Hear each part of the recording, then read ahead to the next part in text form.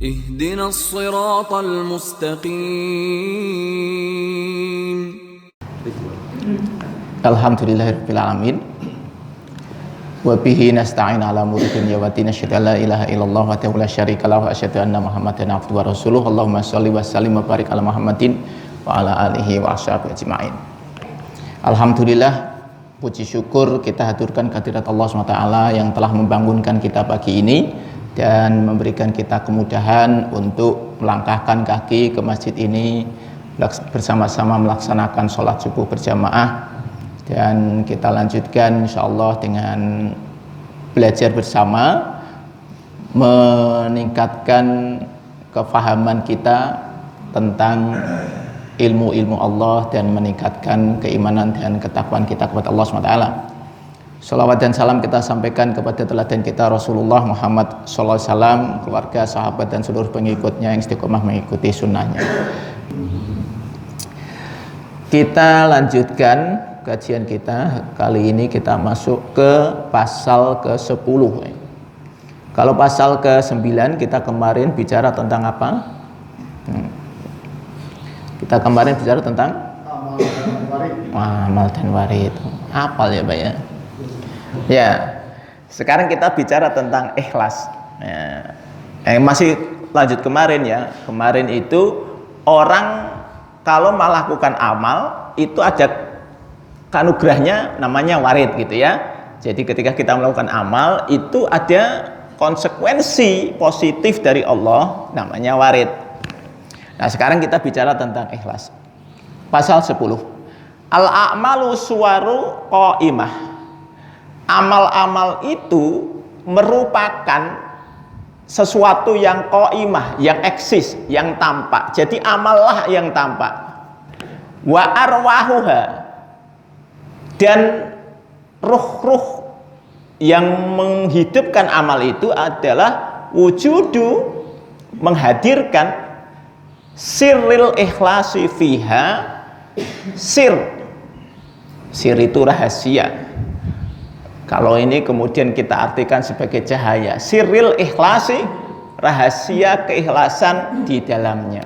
Jadi ruh itu ruhnya amal gitu ya, itu akan menghadirkan keikhlasan di dalam amal itu.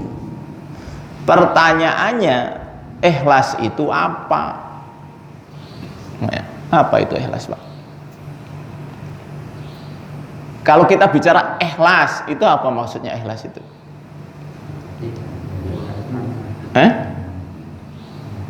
Apa? Tanpa pamrih. Apa benar tanpa pamrih Pak? Ada pamrihnya. Nah pamrihnya kepada Allah, itulah ikhlas kan gitu. Nah jadi kita kan hanya melihat, kalau kita ini orang melakukan amal, kita hanya melihat yang nampak. Tapi benar ikhlas atau tidak kan kita tidak tahu. Maka itu disebut sebagai ruhnya amal itu adalah hadirnya keikhlasan ya. Pasrah beda lagi Pak. Ini Rasulullah pernah mengatakan begini, aku pernah bertanya kepada Jibril tentang ikhlas. Nah, ini tentang ikhlas. Kata Jibril, Allah berfirman kepadaku, ikhlas adalah salah satu rahasiaku yang aku berikan ke dalam hati orang-orang yang kucintai dari kalangan hamba-hambaku. Jadi memang ikhlas itu rahasia Pak, rahasia Allah. Nah sehingga ketika kita melakukan amal itu ikhlas atau tidak, nah itu kita tidak tahu nih. Kalau kita ditanya orang itu ikhlas apa enggak, meskipun dia mengatakan saya ikhlas gitu ya, saya itu membantu dengan ikhlas, pertanyaannya benar-benar ikhlas atau tidak. Jadi Allah lah yang punya rahasia dan diberikan kepada siapa saja yang dikehendaki Allah. Nah cuma kan kita juga pengen ikhlas ya kan Pak. Pertanyaannya, ikhlas itu bisa dilatih atau tidak? Bisa. Kembali ketika kita pasal berapa itu? Pasal 8 atau pasal 7 tentang makrifat ya. Saya kan cerita. Makrifat itu, orang bisa mencapai makrifat itu ada yang diberi oleh Allah, ada yang mencari, gitu ya. Nah, kita ini anggap kita mencari, Pak. Kita mencari ya. Kita kan mencari makrifat, kenal dengan Allah itu kayak apa. Cara mencari makrifat itu dengan kita melakukan amal, gitu ya. Sebenarnya, gitu ya. Proses untuk ikhlas itu bisa dilakukan tentu pertama dengan memaksakan diri. Ketika kita kecil, Pak, kita kecil diajari orang tua kita. Misalnya kita waktu kecil diajari untuk sholat, kita disuruh sholat. Kira-kira itu ikhlas apa enggak? Oh, enggak ikhlas, Pak, itu. Kita itu ngajari anak kita puasa saja, anak kita kan susah kan? Kita akhirnya ngiming-ngiming, oh pokoknya kalau bisa 1 hari puasa dapat duit 1.000 gitu kan. Jadi awalnya nggak ikhlas. Kita kalau mau jujur, kita itu lebih banyak nggak ikhlasnya daripada ikhlasnya. Tapi yang harus kita syukuri, ini ngomong syukur dulu nih, perkara ikhlas gak ikhlas belakangan nih, saya belum bahas tentang ikhlasnya.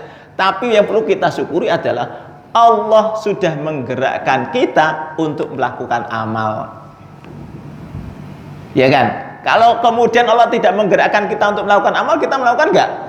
Enggak, ini bukan perkara ikhlas gak ikhlas dulu ya. Tapi ketika Allah menggerakkan hati kita untuk melakukan amal, itu sudah sebuah kenikmatan. Berarti Allah itu sayang kepada kita. Hari ini, pagi ini kita bisa datang ke sini, itu siapa yang menggerakkan kita, Pak?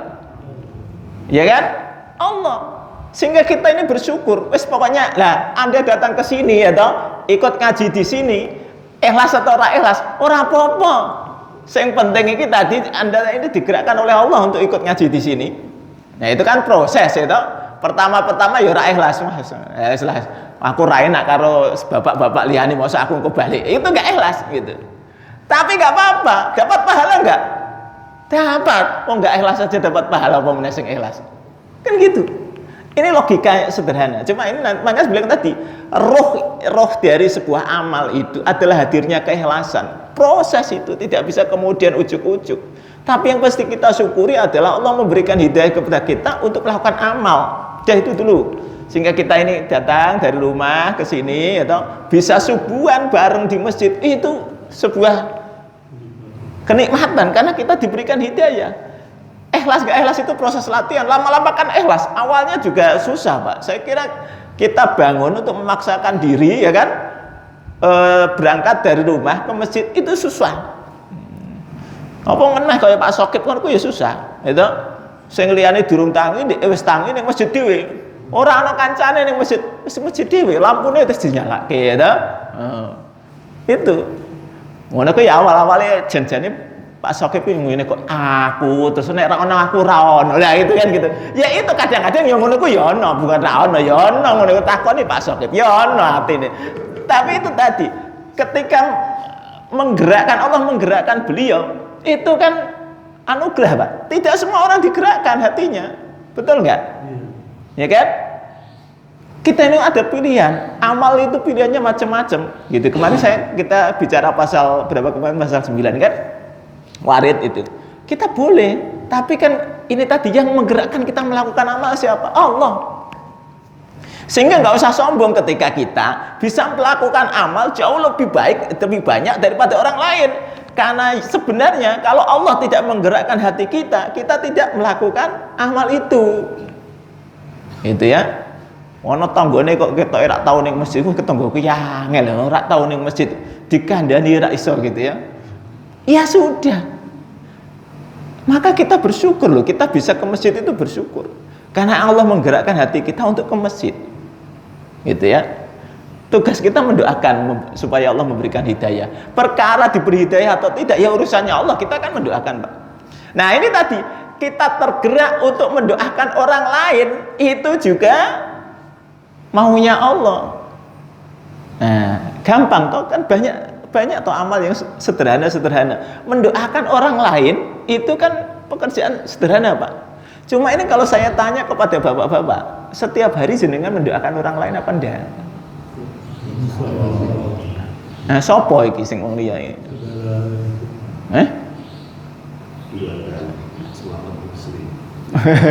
Itu. Ini contoh sederhana loh Pak. Kita mendoakan orang lain itu kan sederhana. Di mana Rasul mengatakan barang siapa mendoakan orang lain dan orang yang didoakan itu tidak tahu, maka ada malaikat di sampingnya yang mengaminkan doanya itu dan berdoa yang sama untuk dirinya. Loh kan hadisnya jelas. Neng prakteknya itu juga kembali kepada Allah menggerakkan kita atau tidak. Kita mau mendoakan orang lain itu ya mikir-mikir. Apa untungnya saya mendoakan dia loh gitu kan. Padahal untung, pasti untung. Mendoakan orang lain pasti untung karena malaikat akan mendoakan yang sama untuk kita. Maka itulah kenapa ketika ada orang punya masalah gitu ya, saya menganalogikan ini untuk kemudian mereka melakukan sesuatu yang kayaknya nggak masuk akal. Ya, contoh misalnya ya, dulu ada ceritanya ini, saya ditelepon seorang jemaah begitu, dia mengatakan, Tat, istri saya ini mau melahirkan, cuma ini tadi USG katanya sungsang Tat, besok harus operasi, padahal saya tidak punya duit. Apa Tat solusinya? Amalan apa gitu? Nah itu ya, amalan apa? Nah, saya kemudian gini aja. Waktu itu dia sudah dalam posisi namanya orang begitu divonis begitu, pikirannya sudah buntu, betul? Tidak punya duit kok, kecuali punya duit santai aja gitu. Ini nggak punya duit, gitu kan? Saya kemudian ngomong gini, sekarang gini aja deh. Saya suruh gini, kamu sekarang ke rumah sakit Ketilang, gitu. Cari ibu-ibu yang mau melahirkan. Pokoknya cari di ruangan yang paling ekonomi, cari ibu-ibu yang mau melahirkan dan dia juga mengalami masalah yang sama, kesulitan keuangan untuk bayar persalinannya. Cari itu. Nah itu ya. Kamu punya uang berapa? Dia bilang sekian ratus ribu. Waduh, bayangkan Pak. Nah, kalau ini kan jauh sekali, ya kan? Dipikir nih jauh sekali ya, untuk melahirkan normal saja mungkin dia sudah pusing gitu, apalagi melahirkan sesar. Ya, saya bilang udah, sekarang kamu datang ke sana, cari ibu-ibu yang mau melahirkan dan kesulitan duit untuk membayarnya. Itu sampai di sana dia kemudian bingung, telepon saya, ini saya sudah di sini tak, terus gimana caranya? Ya sudah cari. Ya saya nggak boleh masuk sama satpamnya, katanya ini nggak boleh itu orang asal datang-datang. Sudah bilang aja saya mau nengok orang sakit, saya bilang gitu. Dia kemudian cari Pak, wes dicari, ketemulah itu, kemudian dicari, dia tanya-tanya sampai kemudian ketemu ada orang yang memang kesulitan duit, langsung dia kasihkan, ini Pak, ini kepada suaminya dikasihkan, ini untuk biaya persalinannya. Orang kan seneng Pak, gitu. Dia juga kesulitan, dikasih duit. Itu saya bilang minta doanya. Nah gitu kan, minta doanya. Itu orang ini kalau dikasih duit ya toh, yang dibutuhkan, doanya itu langsung, itu Pak, doanya itu ikhlas gitu kan. Dan itu Pak, solusi Allah itu datang dengan cara seperti itu, ya kan? Didoakan orang, kemudian akhirnya berapa hari kemudian ketika di USG si bayi sudah balik ke posisinya semula. Kan nggak masuk akal, gitu ya. Inilah cara Allah. Nah maka tadi ketika kita ini kan cara menggerakkan saja, cara menggerakkan, Allah menggerakkan orang untuk melakukan amal itu caranya macam-macam gitu ya. Hanya ini tadi kebetulan dia telepon saya ngomong begitu, dia kemudian melaksanakan. Itu kan maunya Allah begitu ya kan.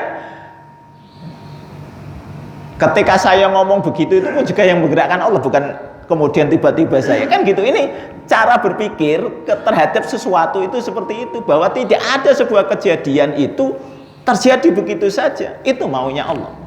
Cuma ini kita sekarang bagaimana supaya cahaya ikhlas itu berada di amal kita. Ini yang paling penting. Inilah proses belajar, Pak.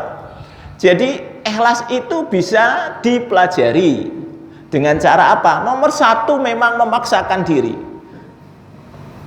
Jadi kan kalau tidak bisa, misalnya ini kan tidak bisa melaksanakan sholat malam. Bagaimana supaya bisa sholat malam? Memaksakan diri. Caranya bagaimana? Pasang alarm. Kan itu, niat itu. Niat ini kan, jadi harus ada niat nih. Nah, memasang alarm. Nah, mungkin hari pertama pasang alarm, alarm bunyi, dimatikan, tidur lagi. Nah, gitu ya. Nah, itu kan proses. Tapi ini akan terus belajar. Akhirnya kemudian Allah membangunkan kita dan kita kemudian memaksakan diri untuk sholat malam. Ngantuk, iya. Proses itu, Pak. Jalani. Insya Allah nanti sampai pada tahap kebiasaan. Kalau sudah tahap kebiasaan, disitulah ikhlas itu datang. Sehingga ketika kemudian tidak melakukan, ada sesuatu yang kurang. Betul kan?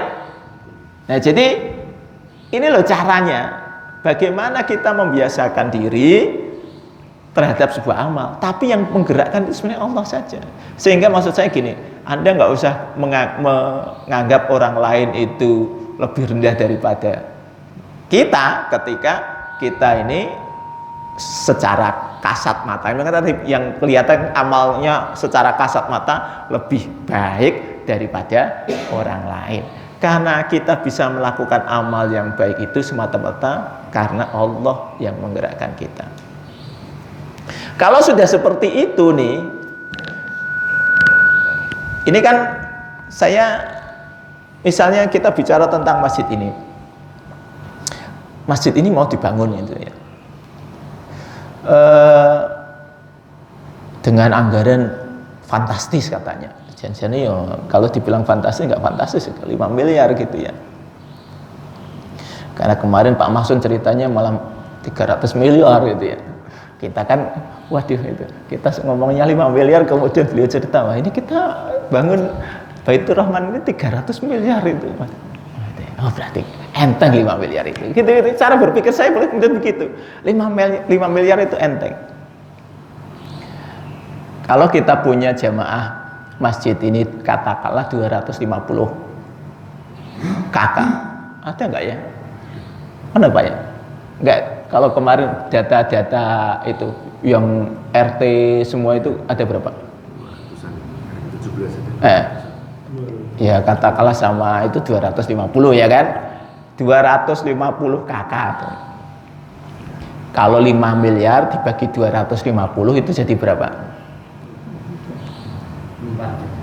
20 juta Pak. Ya kan? 20 juta.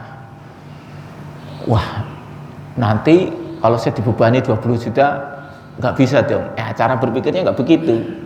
Setiap kakak itu dibebani 20 juta itu kan tidak harus kemudian uangnya sendiri. Dia bisa mengajak orang lain, saudaranya, temannya, kan gitu. Untuk kemudian punya target. Nah, saya harus bisa nih berkontribusi minimal 20 juta. Itu bisa terjadi Pak, bukan sesuatu yang sulit. Yang sulit itu ya karena pikiran kita menganggap Allah tidak mampu. Nah kalau sudah menganggap Allah nggak mampu ya sudah Pak. Kita ini selalu pakai logika sehingga kita nggak paham tentang bagaimana kekuasaan Allah. Inilah yang sebenarnya rahasia ikhlas itu adalah ketika kita menyandarkan kepada Allah. Allahus Somad, itulah kunci keikhlasan. Sesuatu kita sandarkan kepada Allah. Kita, wah banyak sekali duitnya dari mana? Allah Maha Kaya loh, gitu jawabannya. Allah Maha Kaya. Gak usah terlalu khawatir. Itu. Biar Allah yang menuntun. Nanti kan dituntun nih. Kita aja sekarang belum tahu. Nanti dituntun. Oh, uang dari mana nih? Nanti didatangkan. Sekarang aja belum ketemu gitu ya.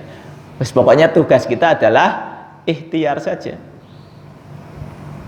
Inilah amal. Jadi amalnya itu apa? Ikhtiar, Pak. Yang nampak itu kan amalnya tadi. Jadi ketika kemudian di sini, oh ada proyek ini nih, ini proyek amal, maka kemudian harusnya ini kan, kalau Allah gerakkan hatinya, kemudian pengen saya mau berkontribusi. Tidak kemudian pasif, tapi bagaimana mengejar ini adalah sebuah kesempatan amal, maka saya harus ngambil. Maka kita ingatkan cerita-cerita kemarin tentang para sahabat itu, yang luar biasa para sahabat itu. Ketika ada kesempatan amal, nggak usah nunggu orang lain, dia yang maju duluan. Kemarin kita cerita tentang Abu Bakar ya kan, kenapa disebut sebagai Abu Bakar? Ya karena dia tadi, mumpung orang lain belum lakukan, saya lakukan. Ada kisah tentang Utsman bin Affan ketika orang mengalami kesulitan air, kemudian di Madinah itu air yang ada hanya ada di sumurnya Rum. Rum ini seorang Yahudi, maka orang mengambil air di sumurnya Rum bayar, itu kan? Maka Rasulullah mikir bagaimana ya caranya supaya orang-orang ini tidak berat hidupnya gara-gara harus beli air. Maka dia tawarkan, siapa yang mau nanti masuk surga bersamaku, kalau mau syaratnya belilah sumurnya Rum, ya kan, untuk kepentingan umat. Nah, ini loh, ini tantangan yang berat dari Rasulullah. Yang mau masuk surga bersama Rasulullah, nanti di surga itu bersama Rasulullah, maka belilah sumurnya Rum untuk kepentingan masyarakat. Maka kemudian Utsman bin Affan, wah ini kesempatan, langsung dia datangi Rum tadi. Dia kemudian mengatakan, saya mau membeli sumurmu. Kata Rum, tidak saya jual. Tidak saya jual.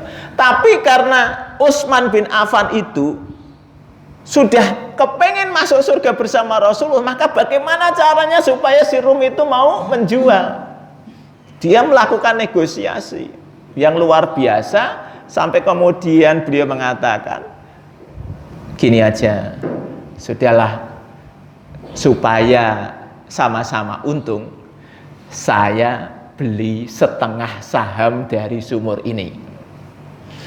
Jadi kamu minta berapa harganya, saya bayar. Oh, pokoknya sahammu itu dijual berapa, ya kan? Total misalnya sahamnya 1 miliar, saya beli 50% saja, berarti 500 juta misalnya, begitu kan? Nah, jadi sama-sama dapat untung. Kamu masih sumurmu masih kamu miliki, dan kamu masih mendapatkan untung dari situ. Aku pun juga, kamu mendapatkan uang dari aku, kan gitu, dari penjualan sahammu. Kemudian karena itu nanti tekniknya bagaimana pembagiannya? Ya gampang tekniknya. Nanti hari ini adalah hari untukmu. Jadi nanti kalau ada orang ambil air kepadamu, silakan. Kamu mau narik berapa, itu urusanmu. Tapi besoknya itu adalah jatahku. Sehingga nanti aku juga terserah aku mau bagaimana. Wah, dia mikir, lumayan nih dapat uang cash nih, kan? Uang cash besar langsung di muka. Gitu. Maka dilah di situ dengan nilai yang luar biasa besar. Tapi Utsman bin Affan nggak penting nilainya berapapun, saya bayar, gitu kan? Dapat 50% saham sumur. Maka ketika itu diumumkan, mulai hari ini kepemilikan sumur itu sudah berdua lagi, bukan milik Rum saja, tapi milik Utsman dan Rum. Akhirnya mulailah berjalan aturan itu, 1 hari jatahnya Rum, 1 hari jatahnya Utsman. Maka Rum pada hari pertama dia kemudian menjual, besoknya sekarang jatahnya Utsman. Jatahnya Utsman katanya begini, silahkan ngambil, nggak usah bayar. Besok jatahnya Rum, itu ya. Wah, orang kemudian mikir, mumpung ini tidak bayar, kita ambil sebanyak-banyaknya. Besok nggak usah ngambil karena besok bayar. Nah, itu kan? Ya, ambil orang banyak, besok jatahnya room. Kok nggak ada orang datang kan gitu kan? Itu nggak ada orang datang. Itu. Oh, aneh ini. Terus besok hari Utsman, orang datang lagi, gitu kan? Ya karena gratis. Lama-lama room kan beberapa hari kok saya nggak dapat penghasilan malah kan gitu ya. Wah, repot ini kalau begini. Saya kemarin dapat duit, iya sih banyak, tapi habis itu nggak dapat penghasilan. Setelah sekian lama kemudian dia ngomong sama gini, udah sekarang beli aja semua daripada nggak dapat duit sama sekali kan. Mending saya dapat duit cash besar lagi. Itu Pak, orang yang kemudian memiliki sebuah keyakinan tadi, Allah As-Samad, tempat bersandar saja, sehingga ketika dia harus mengeluarkan uang yang besar, nggak apa-apa, itu uang juga dari Allah, sehingga dia kemudian keluarkan itu. Nah itu kan sampai kemudian cerita ini kan sampai hari ini ada, bahwa karena air itu tadi, sumurnya sampai hari ini masih ada, ya kan? Dan sumur itu kemudian dipakai untuk mengaliri kebun kurma inilah yang kemudian hasilnya dipakai, kalau hari ini itu dipakai untuk bangun hotel dan sebagainya di sekitar Madinah. Dan itulah amal jariahnya Utsman bin Affan. Ini kan amal yang cerdas, dimulai dari mana? Ya karena Allah memberikan hidayah kepada beliau kemudian berani, siaplah gitu. Yang penting saya di surga bersama Rasulullah. Maka itu tadi Allah mengatakan, ikhlas itu salah satu rahasiaku, aku berikan kepada hambaku yang aku pilih, yang aku cintai.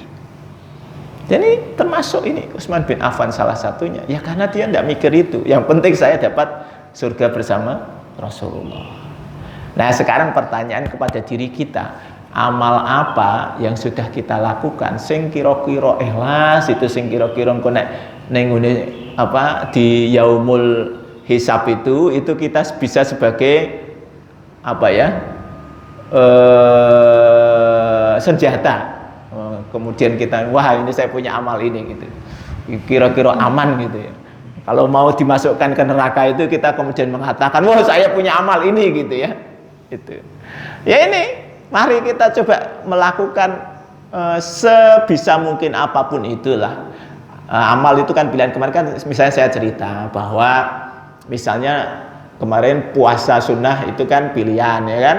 Mau puasa 3 hari, mau puasa Senin Kamis, mau puasa Daud, pilihan.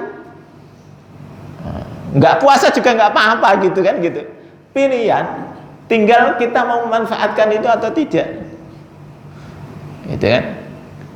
Abu Hurairah misalnya kemarin diberikan amalan apa? Sholat witir sebelum tidur, sholat duha, dan puasa 3 hari. Ya itu kan pilihan-pilihan yang bisa kita ambil. Tapi dalam konteks kita hari ini di sini, pilihan kita ketika misalnya nih kita duduk di sini, ini kan pilihan kita Pak, ya kan? Maka bagaimana kita mendapatkan manfaat dari ketika kita duduk di sini? Insya Allah ini kan kita saling menguatkan ya. Satu jamaah itu saling menguatkan. Ini ada manfaatnya berjamaah begini. Sehingga nanti ketika di yaumil mahsyar, nanti kemudian masing-masing sudah dapat kitabnya masing-masing gitu, kitab catatan amal gitu ya. Nah, masing-masing itu bisa saling membantu. Wah, iku biyen iku tonggoku kae. Ayo rene gitu kan. Nah, sing masuk surga itu kemudian memanggil tetangganya yang mungkin sudah mau masuk neraka dipanggil. Ada privilege loh orang yang masuk surga untuk menarik saudaranya, menarik teman-temannya gitu.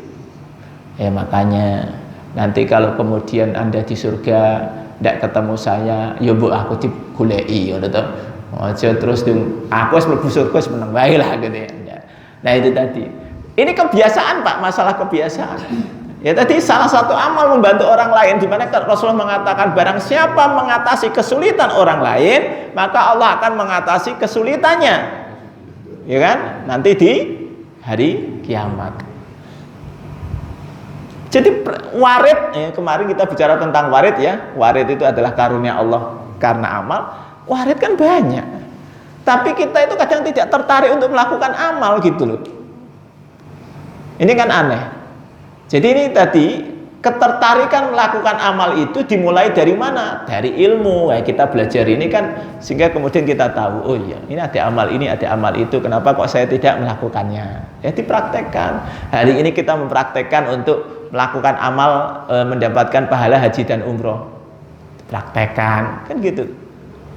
Insya Allah nanti Allah mudahkan untuk melaksanakan haji dan umroh. Nah itu orang untuk bisa haji dan umroh itu juga karena digerakkan oleh Allah. Tidak semua orang yang memiliki harta cukup itu tergerak untuk melaksanakan haji, betul nggak? Jadi pertama tergerak dulu itu adalah karena Allah. Nah, sudah daftar haji saja, kalau memang Allah belum menghendaki, ya belum bisa berangkat. Memang belum dikehendaki kok. Itu ya. Jadi kalau melihat apa ya, katakanlah ada jamaah haji yang gagal, jangan kemudian mikir wah itu mesti dosanya akeh. Ya belum tentu. Ya karena memang Allah belum menghendaki aja, gitu ya. Jadi jangan kemudian mikir sing negatif aja terhadap orang lain. Kakean dosa kae. Enggak. Itu. Justru ketika kita itu berpikir negatif terhadap orang lain itulah dosa kita gitu ya. Jadi apa hidup itu sederhana saja lah, melihat sesuatu dengan cara yang positif gitu. Enak. Karena setiap kejadian, sekali lagi setiap kejadian di dalam hidup kita itu ada benang merahnya.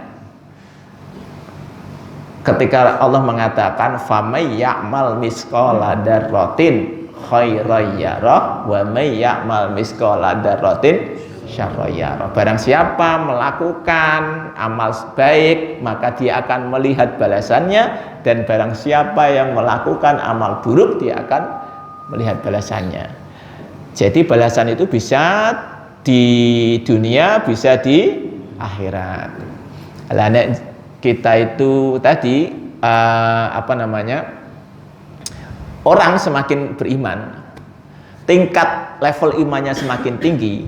Nah biasanya Allah itu sangat sayang kepada dirinya, sehingga Allah tidak mau dia terjerumus ke dalam dosa, ke dalam dosa, ke dalam dosa. Begitu dia melenceng sedikit langsung ditabuk, pok, gitu, kira-kira begitu ya. Kenapa kok ada orang itu, misalnya gini ya, contohnya gini, kalau kemudian Anda pernah melakukan dosa dan setelah itu kok ada kejadian yang aneh-aneh gitu. Nah, biasanya kalau Anda peka, kembali kepada sir itu kepekaan ya.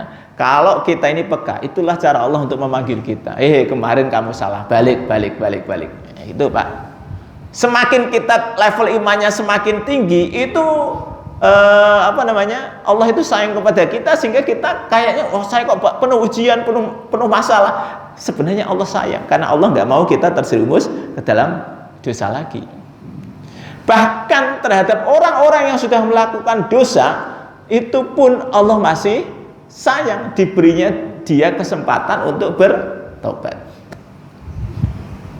Ya ini kalau kita ngambil contoh kasus yang lagi heboh hari ini kan, kita melihat ibrohnya saja. Ketika ada seorang suami mau membunuh istrinya, tidak berhasil. Nah, kan? Arep diracun, disantet, gitu. Ditembak, tapi takdir Allah memang belum jatahnya mati kan gitu ya. Jadi belum jatahnya mati, ya nggak mati juga gitu. Apa hikmahnya Pak? Ya tadi, bahwa mati itu kehendak Allah. Pertama, yang kedua, sebenarnya kalau berpikir positif, Allah itu sayang kepada orang yang mencoba mencelakai orang lain dan tidak berhasil. Jadi kalau ada orang pengen melakukan maksiat, melakukan keburukan, kok tidak berhasil, itu artinya Allah sayang, betul nggak? Karena Allah nggak mau orang ini mendapatkan dosa yang besar. Jadi kalau saya ngomong ini eksekutor tuh, saya nggak ngomong ini dulu deh, ngomong eksekutor dulu ya. Eksekutornya ini, ya kan? Hari ini kayaknya nih, kalau kita ngomong kacamata manusia, dia ditembak kaku ini kabeh gitu ya, sengsara gitu. Tapi sejatinya Allah menyelamatkan dia. Kenapa? Karena si korbannya nggak jadi mati. Kalau korbannya mati, dia dapat dosa membunuh orang. Ya kan? Dosa membunuh orang itu besar apa kecil?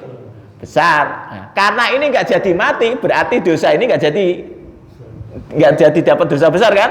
Nah, meskipun dapat dosa menyakiti orang lain kan gitu ya, dosa menyakiti orang lain. Tapi dosa membunuhnya dapat nggak? Nggak dapat. Ya kan beruntung nggak beruntung? Beruntung Pak. Ini kalau ngomong dari sisi itu, jadi Allah itu sayang bahkan kepada orang yang mau membunuh dan nggak berhasil, itu sayang artinya. Ya maka kita doakan aja mudah-mudahan mereka nanti kalaupun di penjara dapat hidayah itu ya. Itu. Jadi melihat orang itu tidak kemudian wah itu orang itu sadis dan sebagainya. Itu. Ya termasuk ini tadi suaminya sebenarnya suaminya itu harusnya dia kalau melihat sinyal Allah itu nggak mau loh dia melakukan dosa yang besar sehingga gagal terus gitu, gagal maning son gitu. Tapi ini kan maksudnya ada Allah sayang, tapi dia nggak paham maksud Allah gitu ya. Ya kan susah Pak. Ya itu kan pilihan hidup itu. Maka ketika kita mendapatkan sebuah masalah, ingat ini cara Allah mengingatkan kita supaya tidak masuk ke dalam sebuah keburukan yang tidak dikehendaki Allah. Tapi kita kan sering melihat itu kan gini tadi, kalau gagal ini tadi, kemudian kita mengatakan, wah gagal. Padahal kegagalan itu adalah sebuah kebaikan, tapi kita nggak tahu gitu. Kita tertutup aja, kita hanya mikir pada apa hasil yang sudah kita lakukan. Nah itulah amal. Maka nanti kalau ciri amal ikhlas itu, dia tidak berpikir kepada apa yang diperoleh dari hasil amal itu. Karena dia hanya semata-mata karena Allah. Terserahlah nanti Allah itu kalaupun mau memberikan ganti di dunia, alhamdulillah, enggak juga enggak apa-apa. Jadi kayak si Utsman tadi itu kemudian santai-santai aja ngeluarin duit banyak, ya dia enggak mikir dapat ganti berapa. Ya saya yakin dia misalnya hidup sampai hari ini, dia juga tidak akan pernah menyangka bahwa amalnya itu masih ada sampai hari ini. Ya kan? Sehingga maka saya bayangkan gini, kita ini misalnya bangun masjid itu, maka masjid ini ada. Ini adalah rangkaian, ini cara Allah ya, untuk memberikan pahala kepada siapapun yang turut serta untuk membangun masjid ini. Jadi kita itu, maka sebenarnya saya pengen membuat sejarah tentang masjid ini. Karena dalam rangka apa? Loh ini mengingat ada orang-orang yang Allah karuniakan, Allah gerakkan hatinya sehingga kemudian yuk di sini dibangun masjid yuk gitu. Jadi ini kan kalau ngomong sejarahnya kan masjid ini kan katanya di sini nih kan gitu ya. Nah, mulai ini pagernya kan gitu ya. Ini tiang-tiang ini kan tiang awal nih, ini tiang batas nih kan gitu. Karena awalnya kecil segini. Nah, orang yang memulai ini, Pak. Katakanlah orang yang meninggal dunia, itu kan masih terus mengalir tuh pahalanya, ya kan? Terus melebar-lebar. Jadi inisiatif dia untuk membangun masjid ini sudah sebuah amal soleh, digerakkan oleh Allah dan insya Allah tadi ruhnya adalah keikhlasan. Kenapa kok saya pengen ada masjid ya supaya saya bisa berjamaah? Nah itu. Roh keikhlasan itu di situ. Sehingga kita ini ketika kita nanti membangun masjid ini juga kita nyumbang, kita berinfak, kita wakaf, itu juga kan apa? Saya pengen berkontribusi supaya dengan hadirnya masjid yang lebih baik, orang melakukan kegiatan ibadah juga lebih baik. Ya, sederhananya begitu, Pak. Maka mari kita memaksakan diri. Nomor satu itu step pertama, memaksakan diri, Pak. Insya Allah nanti lama-lama juga ikhlas. Ketika misalnya contoh nih, jenengan mau sedekah, wah itu memaksakan diri. Tapi nanti pasti akan meskipun kayaknya tidak ikhlas. Ini kan kalau saya ngomong itu kayak tidak ikhlas. Allah akan membalas gak? Balas meskipun tidak ikhlas. Yakin aja gitu. Karena itu janji Allah. Janji Allah begitu. Maka karena Allah mengatakan mayyukridullaha qardan hasana. Barang siapa yang memberikan pinjaman kepada Allah dengan pinjaman yang baik, yudha'afu lahu, maka Allah akan melipat gandakannya. Ya sudah, intinya itu aja. Praktek itu meskipun berat, insya Allah Allah mudahkan. Ya, termasuk ini ngomongnya sederhana-sederhana begini, jenengan membiasakan amal tadi habis subuh kemudian dzikir sampai syuruk, itu juga bukan perkara mudah, tapi Allah sudah gerakkan hati kita, lakukan itu terus-menerus, insya Allah menjadi amal yang ikhlas. Demikian, nggak ada pertanyaan toh? Yes. Kita tutup dengan kafaratul majlis. Subhanakallahumma wa bihamdika asyhadu an la ilaha illa anta astaghfiruka wa atubu ilaik. Assalamualaikum warahmatullahi wabarakatuh.